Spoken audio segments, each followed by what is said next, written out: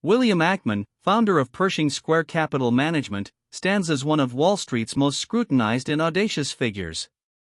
Known for his aggressive activist investing approach, Ackman's firm acquires significant stakes in public companies, then publicly pushes for strategic changes to unlock shareholder value. His influence has been undeniable, with Pershing Square's assets under management peaking at an impressive $20 billion, according to reports from financial news outlets like Bloomberg. This method, while sometimes yielding massive returns, frequently sparks intense corporate battles and public debate, defining Ackman's controversial legacy. Ackman's journey began with Gotham Partners in 1992, a firm focused on small-cap investments. However, Gotham's path wasn't without turbulence. As reported by the Wall Street Journal, a contentious dispute with his partner, David Berkowitz, led to the firm's liquidation in 2002. This pivotal event cleared the way for a fresh start. In 2004, Ackman founded Pershing Square Capital Management, reportedly raising $50 million from a mix of sources including institutions and high-net-worth individuals, according to a detailed profile in the New York Times. This new venture would become the platform for his most impactful campaigns. Before the high-profile battles, Ackman showcased his activist prowess with strategic plays like Wendy's. Between 2005 and 2006, Pershing Square built a significant stake in the fast food giant and advocated for a spin-off of its Canadian coffee chain, Tim Hortons.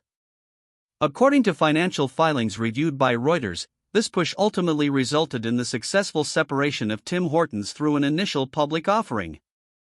Pershing Square reportedly profited substantially from the Tim Hortons IPO, demonstrating Ackman's capacity for identifying undervalued assets and executing successful corporate restructuring that generated significant shareholder returns early in his career. Another significant early campaign saw Ackman target retail giant, Target, between 2007 and 2009. Pershing Square acquired a large stake, pushing for the spin-off of Target's valuable real estate holdings to create additional shareholder value. As documented in various financial analyses, including those by the New York Times, Ackman argued the real estate was undervalued within the company structure. However, the timing proved challenging. The onset of the 2008 financial crisis significantly impacted Target's stock price, leading Pershing Square to ultimately lose money on the investment, despite the strategic merits of the original proposal. In 2012, William Ackman made headlines with a staggering $1 billion short bet against nutritional supplement company Herbalife. He publicly declared Herbalife a pyramid scheme, vowing to take his position to the end of the earth, as reported by CNBC. This wasn't just an investment, it was a crusade. Ackman presented a detailed 300-plus page report and a multi-hour presentation at the Sohn Investment Conference, alleging deceptive practices and unsustainable business models. He sought to expose what he believed was a fraudulent enterprise, claiming it exploited its distributors and consumers globally, a move that ignited one of Wall Street's most dramatic public feuds. Ackman's aggressive short position quickly drew a formidable counter. Billionaire investor Carl Icahn publicly challenged Ackman, taking a significant long position in Herbalife. This escalated into a series of televised debates and public spats, notably on CNBC, creating a spectacle unique in financial history. The controversy also attracted regulatory attention. The Federal Trade Commission, or FTC, launched an investigation into Herbalife's business practices, a development Ackman largely viewed as validation of his claims.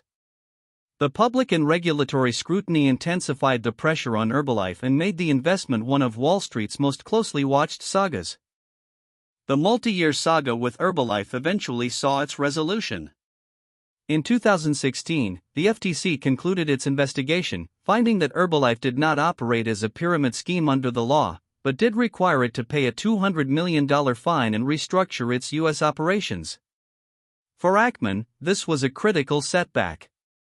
As reported by Bloomberg, he finally closed his short position in 2018, having converted his direct short into put options and eventually exiting completely.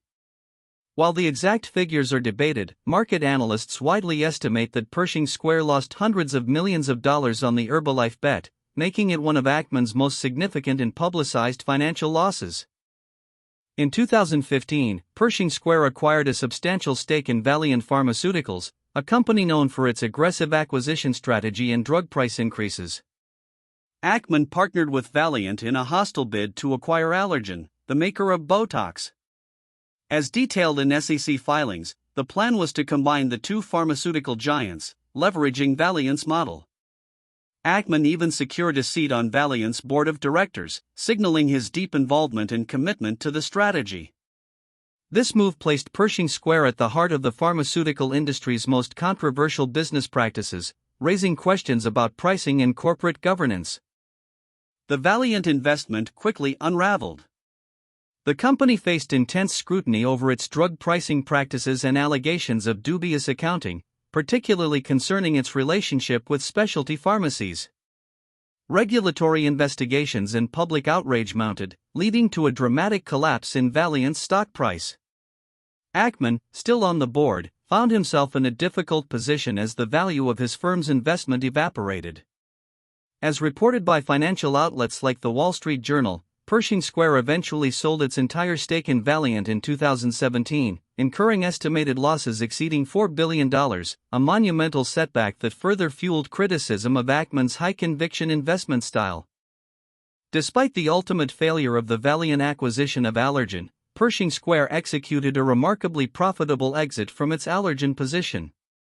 After Allergan rejected Valeant's hostile bid, it instead agreed to be acquired by rival pharmaceutical company Actavis in a white knight deal in 2014. Pershing Square, having built a significant stake in Allergan as part of its strategy with Valeant, capitalized on the bidding war between the two companies. According to Bloomberg, the increase in Allergan's stock price due to the competitive acquisition environment allowed Pershing Square to generate over $2 billion in gains, showcasing Ackman's ability to profit strategically even when the primary objective shifts. In a remarkable display of market timing, William Ackman orchestrated a highly profitable trade during the early days of the COVID-19 pandemic.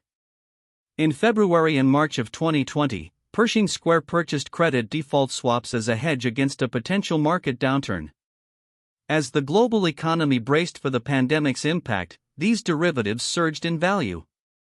According to a letter to investors cited by Reuters, Pershing Square generated a staggering $2.6 billion profit in just a few weeks from this prescient move.